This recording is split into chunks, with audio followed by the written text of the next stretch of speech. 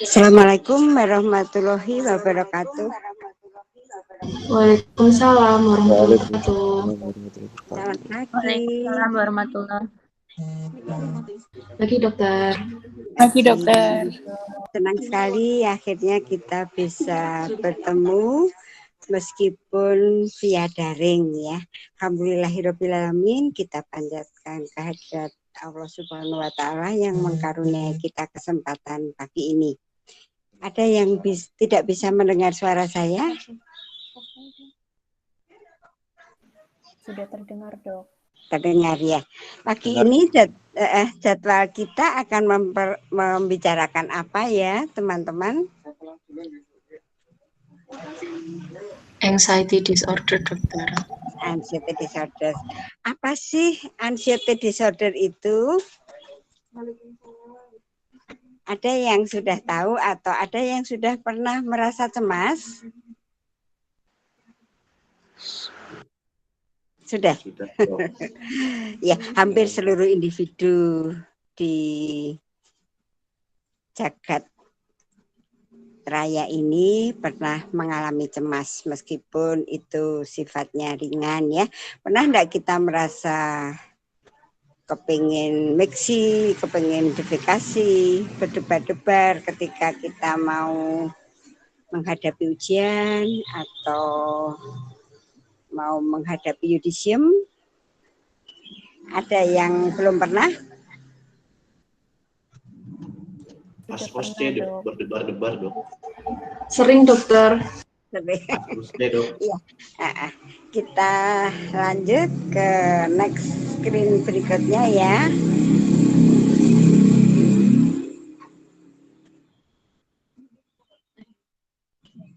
Ya. Pokok pembahasannya seperti ini. Ya, sudah bisa melihat layar materinya ya. Sudah dokter. Sudah dokter. Ya, kemudian tidak di Indonesia saja, di Amerika, di negara-negara yang maju, angka gangguan cemas ini sangat tinggi sehingga menghabiskan biaya yang sangat besar pada kehidupan masyarakat ya. Hampir sekian triliun dolar itu diasosiasikan pada pengobatan cemas yang hampir tidak kunjung selesai. Jadi cemas terus menerus ya. Tetapi sebetulnya gangguan cemas ini lebih dari 90% kasus bisa disembuhkan dan hanya 10% saja yang menjadi kasus-kasus kronis ya. Penderita gangguan cemas ini mengalami gejala fisik yang berhubungan dengan cemas. Dan individu cemas ini biasanya lebih sering mengunjungi dokter. Dan dokternya biasanya berpindah-pindah karena di sini tidak sembuh, pindah ke dokter lain. Angkanya 3-5 kali lebih banyak daripada individu yang tidak cemas. Gangguan cemas ini sering berbarengan dengan gangguan depresi. Ada yang depresinya menonjol, ada yang kadang cemas depresi, ada yang mix anxiety depression ya. Diagnosis gangguan cemas itu bisa tumpang tindih, baik dengan apa yang kita sebut penyakit pada anak, yaitu ADHD ya,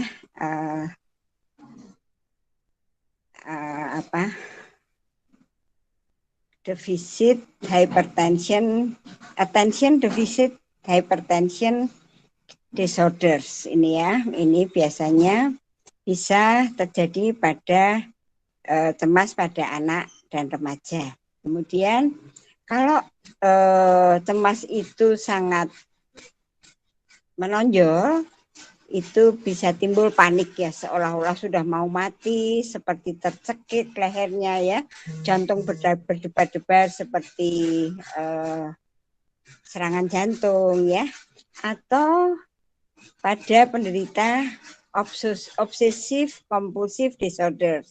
Bisa juga pada gangguan Tourette. Ini nanti pada kesempatan yang lain akan diberikan kuliah oleh psikiater yang berikutnya.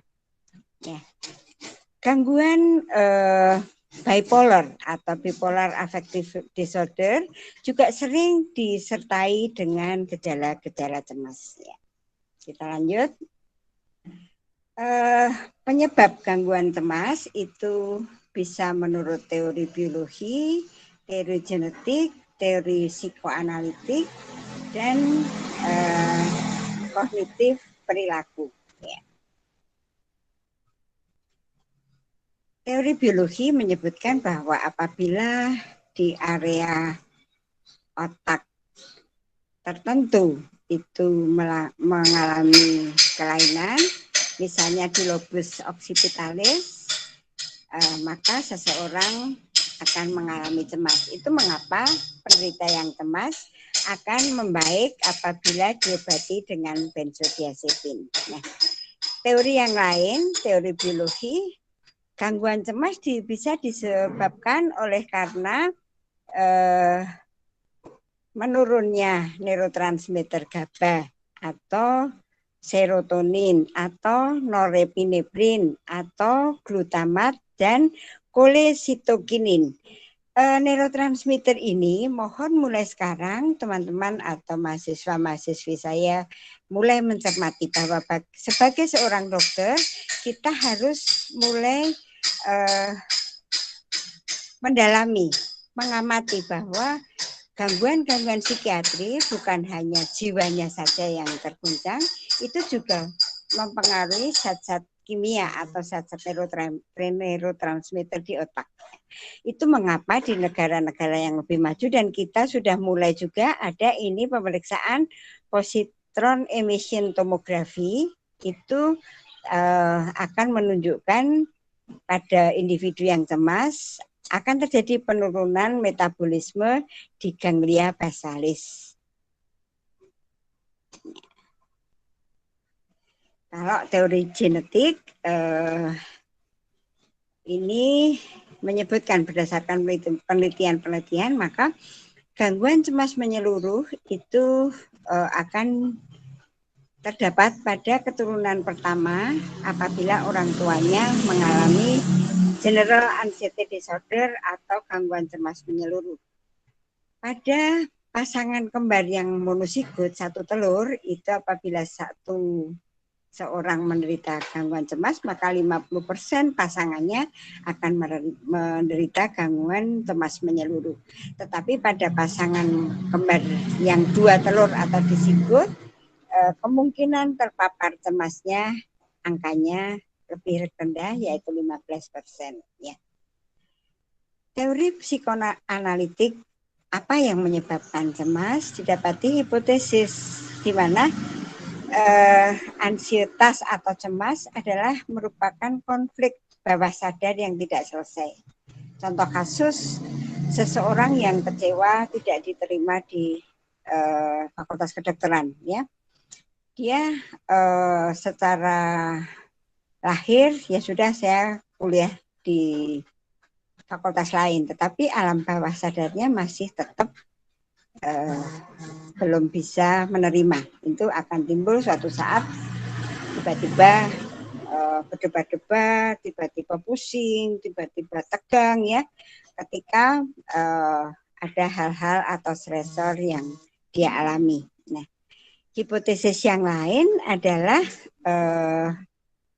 dihubungkan dengan perpisahan dengan objek cinta. Misal kalau waktu kecil TK ya ada cemas perpisahan, kalau mau sekolah harus ditunggu sampai sebulan ya, bahkan oleh ibunya atau mbaknya atau pembantunya, ini biasanya pada kesempatan berikutnya bisa timbul cemas. Saya ingin memberikan waktu berapa persen kira-kira mahasiswa saya yang fokus ikut mendengarkan, apa ditinggal masak, apa ditinggal yang lain ya, gimana caranya? Bisa enggak? lihat Medan.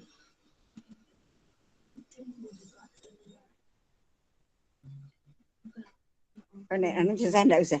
Kalau susah enggak usah. Ya, ini karena baru pertama apa namanya? Saya fokus pada materi ya. Ada pertanyaan mungkin? Belum, Dok. Belum ya. Tapi bisa diterima. Cukup jelas nggak? Nggak bisa lihat wajahnya Bu Supri ya? Jelas, Dok. Jelas, dokter. Ini jelas ya. Terlihat, Dok, Alhamdulillah. wajahnya, Dok. Oh terlihat ya, saya enggak bisa lihat wajahmu soalnya.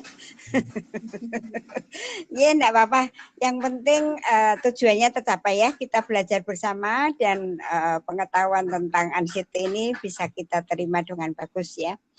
Teori yang ketiga adalah teori kognitif dan teori perilaku ya. Seseorang yang cemas itu berespon salah terhadap ancaman ya. Misalnya distorsi pada pemrosesan informasi, pandangan yang negatif terhadap kemampuan diri dalam menghadapi ancaman. Ya. Jadi cemas dia tidak bisa mengerjakan ujian, ya. Jangan-jangan saya tidak mampu, ya. Jangan-jangan saya nanti tidak bisa mendapat IP bagus. Jangan-jangan saya tidak bisa lulus tepat waktu. Ya. Proses belajar ini biasanya merupakan direct modeling, mencontoh orang tua. Apabila orang tuanya cemas, jangan penean ya, jangan manjat pohon, nanti jatuh. Jangan naik motor, naik mobil saja ya. Ya kalau yang bisa beli mobil ya. Jangan ya. Sekarang kita nanti kalian kalau jadi orang tua jangan membiasakan melarang. Itu menuai benih, menabur benih cemas pada anak-anak kita. Nah, gejalanya biasanya bukan khawatir saja, tetapi muncul pada fisik ya. Fisik ini bisa bermacam-macam ya. Kemudian perasaannya khawatir, pikirannya kacau seperti gambar di samping, mikir ini, mikir itu, mikir yang lain, mikir ya. Kemudian perilakunya juga gelisah ya. Gelisah dan yang lain-lain nanti akan kita bahas satu persatu ya. Fisik bisa anoreksia, tidak nafsu makan, mual, muntah, tetapi bisa makan terus ya. Kalau cemas makan ya. Bisa berupa nyeri perut, bisa berdebar-debar ya. Kenapa ya? Denyut jantungnya cepat mau copot ya. Keringat dingin terutama di akral, di tapak tangan, tapak kaki ya. Kemudian mulut kering, tiba-tiba sesak nafas seperti tercekik. Ada ketegangan otot yang sering itu di leher bagian belakang.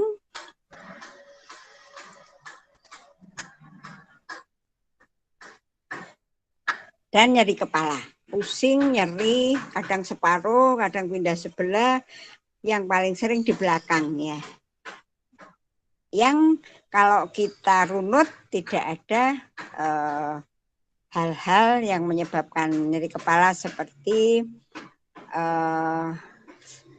trauma ya, habis kejedut biasanya nyeri kepala ya. Kemudian habis tekanan darahnya tinggi ada riwayat. Ini tidak ada semua, tiba-tiba nyeri kepala ternyata kausanya cemas ya. Pikirannya ini cantik menjadi tidak cantik ya. Khawatir. Kemudian pikiran yang berkaitan dengan ancaman pada emosi maupun fisik. Jangan-jangan nanti suami saya marah ya. Kalau yang sudah punya suami. Ada yang sudah nikah belum semester ini? Ada mau nikah ya, ya mudah-mudahan tidak cemas ya. Kemudian perasaan bisa berupa gelisah, tidak nyaman, kemudian panik ya, terhadap sesuatu yang sebetulnya kemungkinan kejadiannya itu kecil ya. Jadi tidak nyaman, khawatir pada hal-hal yang tidak jelas ya.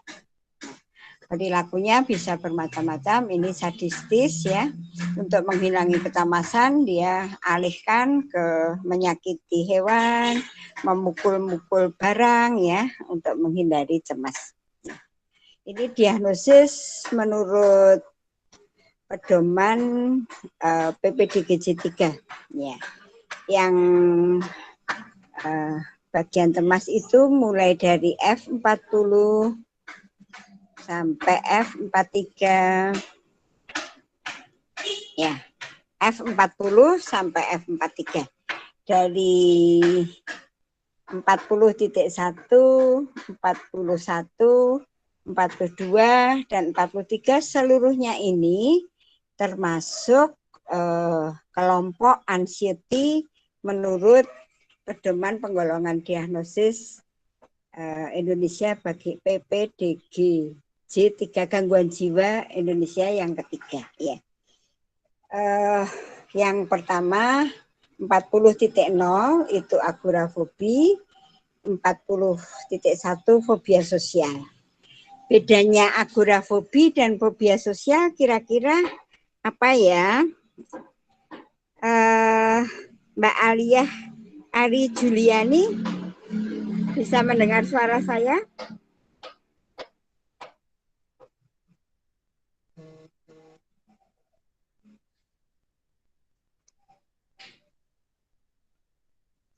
Aza ada enggak ya Aza? Ya kita lanjut ya.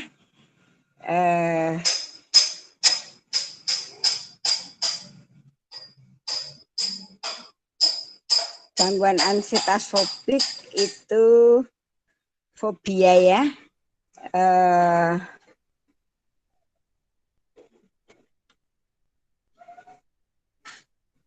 Ini ada dua, yaitu agora dan fobia sosial. Fobia sosial ini kalau berhadapan dengan orang banyak, misalnya di mall, di tempat-tempat ramai, tiba-tiba dia menghindar, tidak mau ikut, minta pulang ya.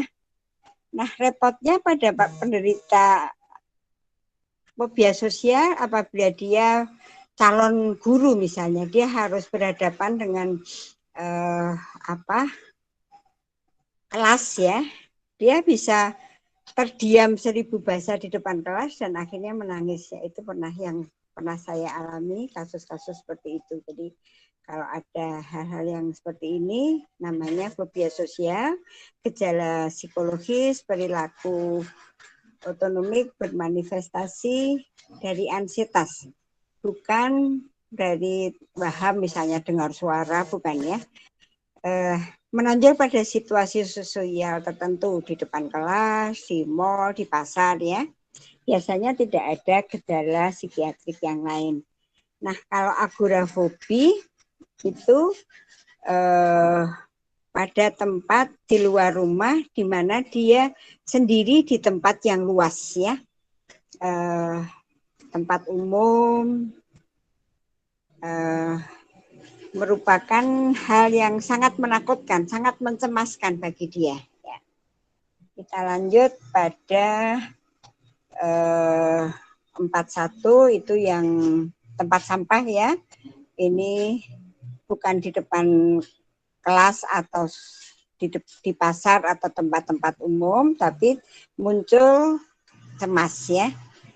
Bisa bercampur dengan depresi ataupun obsesi, tapi derajatnya tidak parah.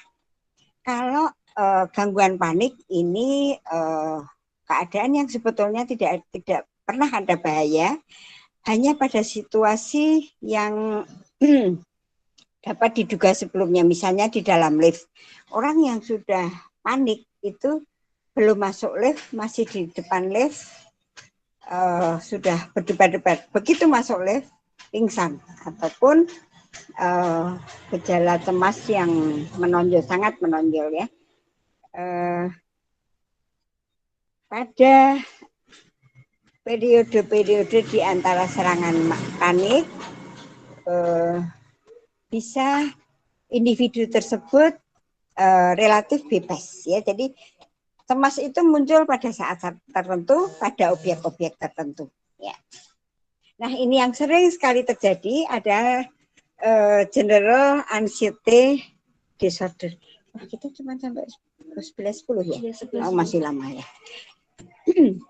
Gejala primernya hampir setiap hari selama beberapa minggu, bahkan biasanya sampai beberapa bulan.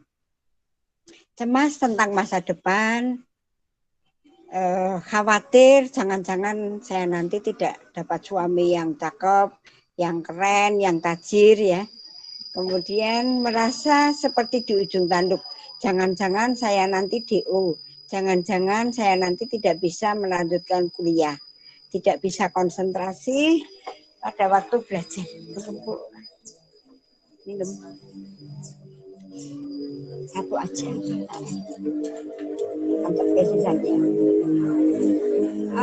Overaktivitas otonom itu seperti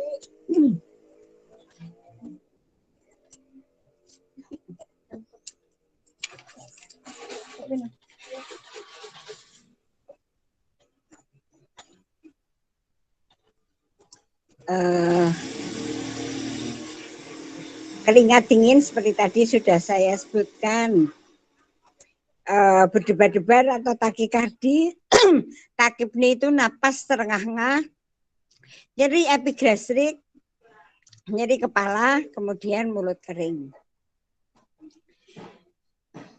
Bisa terdapat gejala cemas yang bercampur depresi, di mana masing-masing menunjukkan rangkaian gejala yang cukup berat untuk menegakkan diagnosis sendiri. Kemudian ini yang campuran cemas depresi,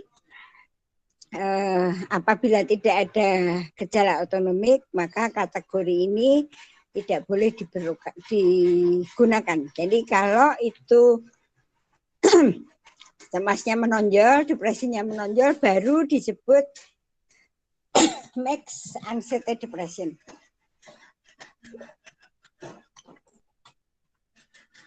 Bila berkaitan dengan stres kehidupan atau perubahan hidup yang bermakna, maka masuklah ke 43.2 ini juga cemas, tapi bukan mixed anxiety depression ya. Nah, ini obsesif kompulsif. Obsesif kompulsif ini dimulai dari pikiran, perasaan, ide, atau sensasi yang mengganggu. Pikiran bahwa tangannya kotor, tangannya najis, tangannya tidak bersih, ya, yang diikuti oleh tindakan atau perilaku. Di mana perilaku ini apabila tidak dilakukan, obsesi atau pikiran ini tidak akan berhenti atau timbul cemas. Ya, misalnya cuci tangan berulang-ulang, sholat diulang-ulang rakaatnya. Aku tadi 2 rakaat apa 3 rakaat ya. Sudah sampai kampus pulang lagi. Kamar kosku sudah saya kunci belum ya? Komporku sudah saya matiin belum ya? Seperti itu. Apabila obsesi atau perilaku ini dilakukan, maka mengurangi cemas. Obsesi itu pikiran ya. Kalau obsesi ini tidak diikuti kompulsi, maka meningkatkan kecemasan. Tapi kalau kompulsi sudah dilakukan, akan turun kecemasannya ya. Nah, tetapi kalau OCD ini tidak ditolong, juga akibatnya akan macam-macam. Paling enggak tangannya akan tipis kulitnya ya, sehingga mudah terkelupas dan selanjutnya. Gangguan obsesif kompulsif, pedoman diagnosisnya harus disadari sebagai pikiran atau impuls dari individu sendiri, bukan pikiran orang lain. Misalnya disuruh cuci tangan, itu bukan obsesif kompulsif. Sedikitnya ada satu pikiran atau tindakan masih tidak berhasil dilawan. Meskipun ada lainnya yang tidak lagi dilawan oleh penderita. Jadi kalau masih terus mengganggu, itu baru disebut obsesif kompulsif ya. Pikiran untuk melaksanakan tindakan tersebut bukan merupakan hal yang memberikan kepuasan atau kesenangan atau lega pada individu tersebut ya. Pikiran, bayangan, impuls tersebut harus merupakan pengulangan yang tidak menyenangkan. Kalau pikiran itu menyenangkan, itu bukan obsesif kompulsif ya. Nah, 43 tadi yang disebut yang bukan masuk F4 mixed anxiety disorder itu masuknya ke sini. Reaksi terhadap stres berat dan gangguan penyesuaian ya. Kategori ini berbeda dari kategori yang lain karena mencakup gangguan yang hanya diidentifikasi atas simptom dan perjalanan penyakitnya. Ya, tapi juga atas dasar salah satu dari dua faktor pencetus yaitu stres kehidupan yang luar biasa dan suatu perubahan penting dalam kehidupan yang menimbulkan situasi tidak enak berkelanjutan berakibat sebagai gangguan penyesuaian ya. Ini ada reaksi terhadap stres berat dan gangguan penyesuaian. Ini dibagi dua ya. Nah, ini ada reaksi stres akut ya. Misalnya depresi, ansietas ya. Ini gejalanya berubah-ubah. Kalau itu cemas tok. Kalau itu depresi tok. Kalau mixed anxiety depression ada. Kemudian ada reaksi stres akut dan gangguan penyesuaian ya. Jadi 43.1 dan 43.2. Tidak satu pun gejala tersebut mendominasi dalam waktu yang lama. Kadang depresi, kadang cemas, kadang marah, kadang kecewa. Nah, ini reaksi stres akut tadi disebutkan karena suatu hal yang menyebabkan stres yang berlebihan ya. Apabila stresor dihilangkan, maka gejalanya dapat hilang dalam beberapa jam. Misalnya kehilangan HP, sudah cemas sekali ya. Jadi kalau HP-nya ketemu ya sudah hilang. Nah, apabila menjadi stres berkelanjutan, biasanya baru mereda setelah 2 hari, ya, hilang setelah 3 hari. Ya. Nah, ini 43.1, kalau tadi 43.0, gangguan stres pasca trauma. Timbulnya bisa sampai 6 bulan dari suatu peristiwa traumatik, misal diperkosa, misal kehilangan keluarga, atau kehilangan barang yang sangat disukai ya. Sebagai tambahan, bukti adanya trauma harus ada trauma tersebut masih ingat. Muncul bayangan atau mimpi mengenai peristiwa tersebut secara berulang-ulang ya.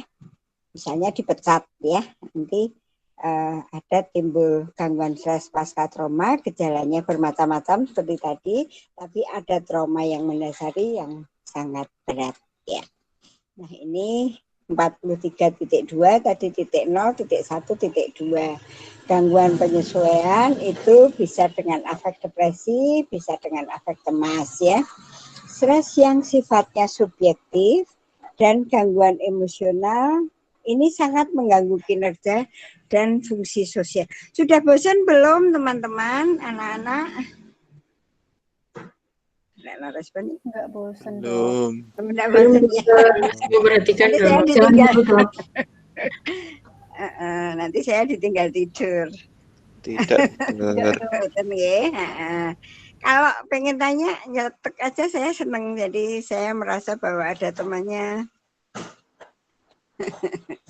Ini soalnya masih belum lancar video audio visualnya. Kemudian besok pagi sudah bisa lebih bagus ya. Kita lanjut. Lanjut. Lanjut dokter. Ya. gangguan aku baca ini kelihatan enggak ya? Nah, terus ganti raiku sing weruh mukanya ya. Bisa enggak? Ya. Gangguan penyesuaian ini mengganggu kinerja dan fungsi sosial. Onsetnya 1 bulan setelah terjadi peristiwa yang merupakan stres dalam hidup. Nggak bisa? Oh iya sudah. Aku bisa melihat mereka, tapi mereka lihat aku. Iya. Oh iya sudah. Oh iya sudah. Apa pasang ya, orang sing live ya. Ya sudah, tidak apa-apa. Sudah segitu aja. Ini kita kok gini. Lamanya gejala tersebut biasanya tidak melebihi 6 bulan, kecuali dalam kasus-kasus reaksi depresi yang berkepanjangan.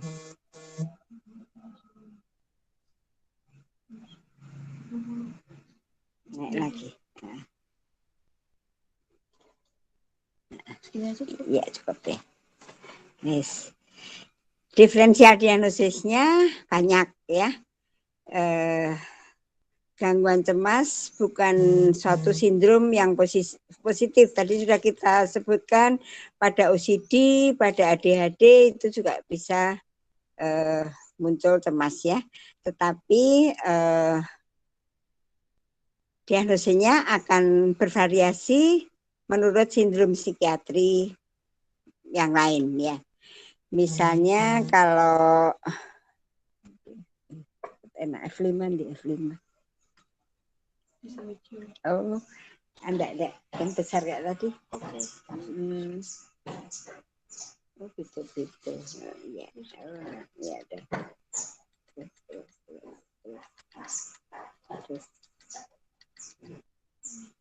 Ya.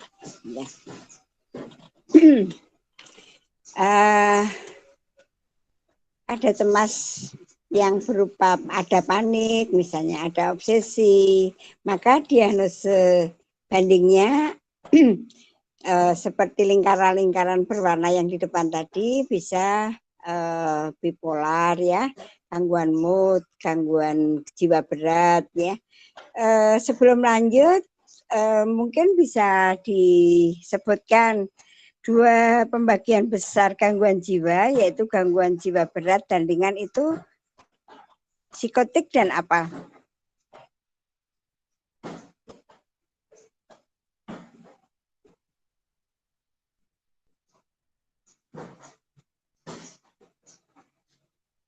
Psikotik dan neurotik ya. Neurosis ya. Neurosis atau neurotik itu cemas itu masuk gangguan jiwa yang ringan ya. Kemudian ada gangguan somatoforum, gangguan kepribadian, dan gangguan mental organik. Ini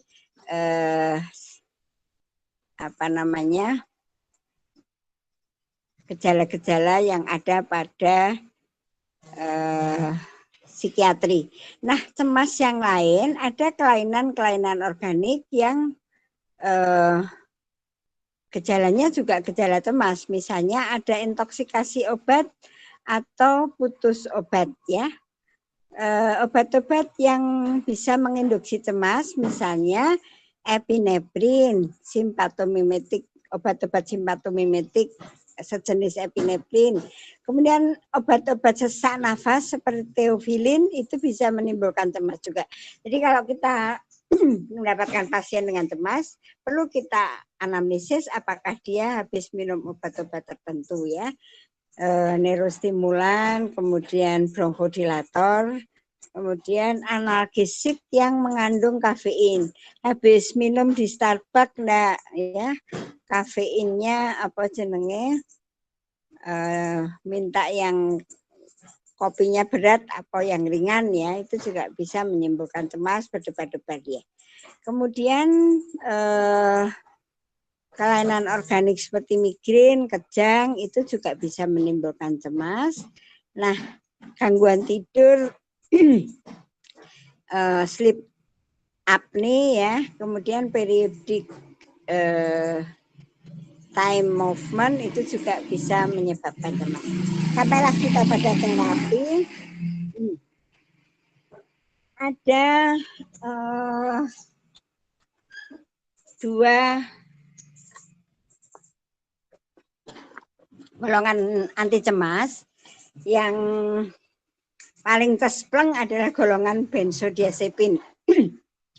Kalau kita dapat pasien cemas, nggak bisa tidur, seperti mau copot jantungnya, dikasih benzodiazepin langsung sembuh. Tetapi untuk mengelola benzodiazepin kita harus belajar banyak. Regulasi yang sekarang untuk GP, General Practitioner atau dokter umum, hanya boleh meresepkan benzodiazepin selama 3 hari. Ya, dokter umum, kemudian spesialis lain hanya 1 minggu. Psikiater baru boleh. Karena benzodiazepin ini bisa menyebabkan adiksi ya. Yang aman adalah golongan non benzodiazepin dan untuk pengobatan cemas bisa diberikan antidepresan. Beberapa antidepresan itu bisa menyebabkan cemas. Dan yang penting ora ketang sidik ya,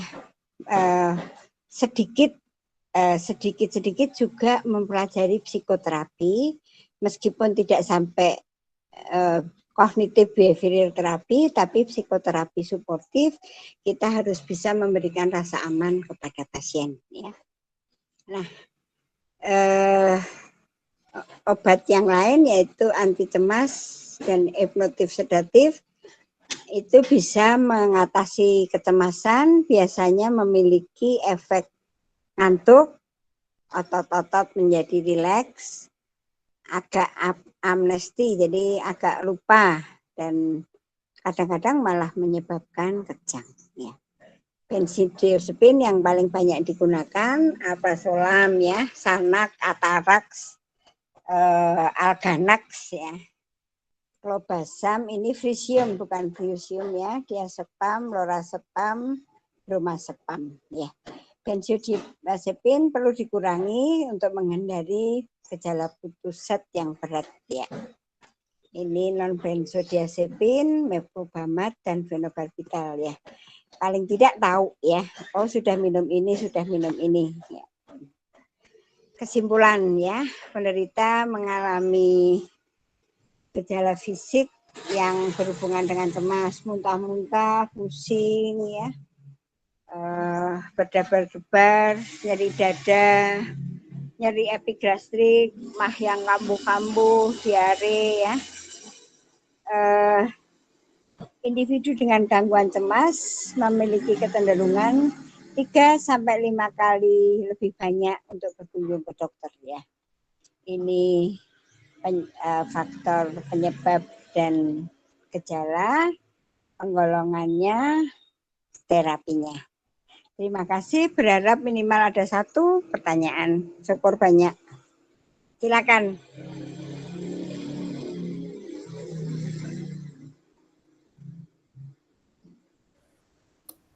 Dokter izin bertanya, Dok. Ya.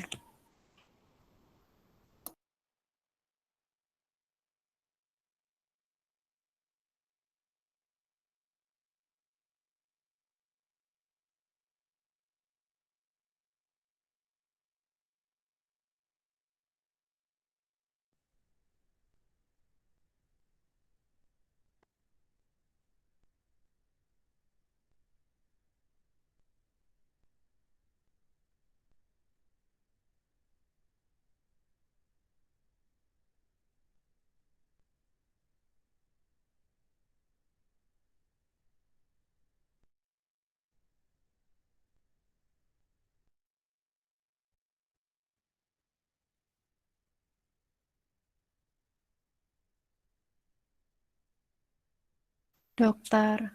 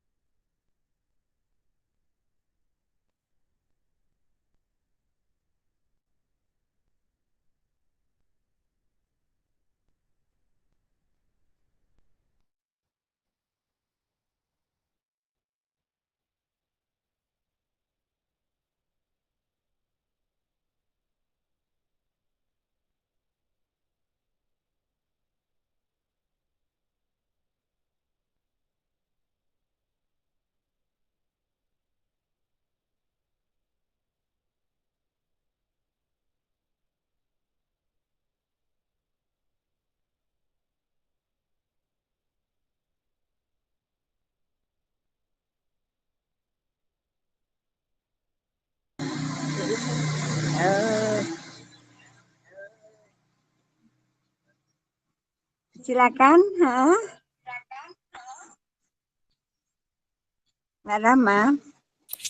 Iya, iya dok, izin bertanya dok. Untuk pasien dengan gangguan kecemasan ini, bila sudah mendapatkan terapi, apakah bisa sembuh dengan total atau masih harus diterapi terus dok? Sampai kapan kalau misalnya iya? Banyak faktor yang menentukan prognosis gangguan cemas, tergantung individu ya. Kalau secara teori, karena gangguan cemas ini kan neurosis, gangguan jiwa ringan, bisa sembuh total ya, bisa sembuh total. Tentu saja dipengaruhi faktor satu, apakah stresornya cukup berat. Kalau stresornya berat dan dia mendapatkan penanganan yang bagus, pasti sembuh total. Dan waktunya bisa pendek, bisa panjang. Yang kedua, apakah faktor kepribadiannya matur atau tidak. Kemudian lingkungan yang kondusif, orang tua, suami istri atau anak-anak ya. Itu faktor-faktor yang bisa mempengaruhi prognosis gangguan cemas. Secara garis besar, gangguan cemas bisa disembuhkan total ya. Begitu Rahma. Iya dokter, terima kasih dok. Ya. Ada lagi? Dokter izin bertanya dok. Silakan. Ya, terima kasih dokter. Jadi di situ tadi dokter ada menjelaskan tentang kalau misalnya anxiety itu kita kalau misalnya mau mengerjakan sesuatu atau misalnya mau oske pasti ada kayak pusing atau sakit perut, itu juga ada respon psikomotorik kalau nggak salah. Itu gimana caranya membedakan antara kita memang terkena gangguan panik sama panik yang biasa gitu dok? Terima kasih dok. Ya, cemas itu diperlukan juga untuk setiap individu. Kalau orangnya tidak pernah cemas, dia tidak akan maju. Wes lah rasa sinau ya. Orang cemas ano oste, orang cemas enggak usah, dia enggak merasa cemas itu juga enggak bagus. Nah, membedakan apakah ini cemas karena oste atau cemas yang berkelanjutan, mestinya kalau ostenya selesai, cemasnya selesai dong. Benar enggak Eser sore? Iya dok, benar. Ya. Sederhana ya jawabannya. Iya. Sudah puas? Iya dok, sudah. Ya. Ada lagi? Saya dok, izin bertanya. Monggo. Safira. Iya dok. Uh-uh. Kira-kira berapa lama untuk pengobatan gangguan kecemasan itu dan kira-kira apakah cemas itu tuh dapat berulang kembali dok? Ya, betul, pertanyaan bagus. Prediksi lama atau sebentarnya gangguan cemas ini sembuh sangat dipengaruhi oleh individu dan terapis. Dan kembali mungkin kalau kita sebagai umat Islam dapat hidayahnya seberapa dari Allah ya, kembali itu. Kalau pengalaman saya seperti itu, jadi kalaupun sembuh, kalau dia rentan atau peka kepribadiannya terhadap stresor, mungkin di lain waktu, setelah 10 tahun, 20 tahun, atau pada ketika sepuh ya. Saya dapat pasien barusan ini, setelah dia usia 57 tahun, kembali cemas yang sampai panik, kembali terjadi setelah hampir 30 tahun dia baik, tidak pernah cemas. Itu Safira ya. Jadi sangat menarik memang gangguan cemas ini bisa diobati. Seberapa lama itu juga sangat bervariasi, dan bisa kambuh dan tidaknya itu juga masih tetap bervariasi. Begitu Safira. Benar gak ini? Safira nih.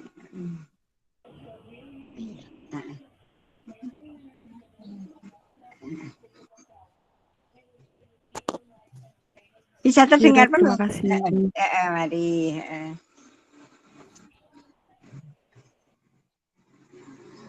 Sudah habis? Enggak. Nanti ben kedengaran piye? Nek kon nanti nek wis rampungan wae. Iya. Ada yang di sebelah saya yang menemenin.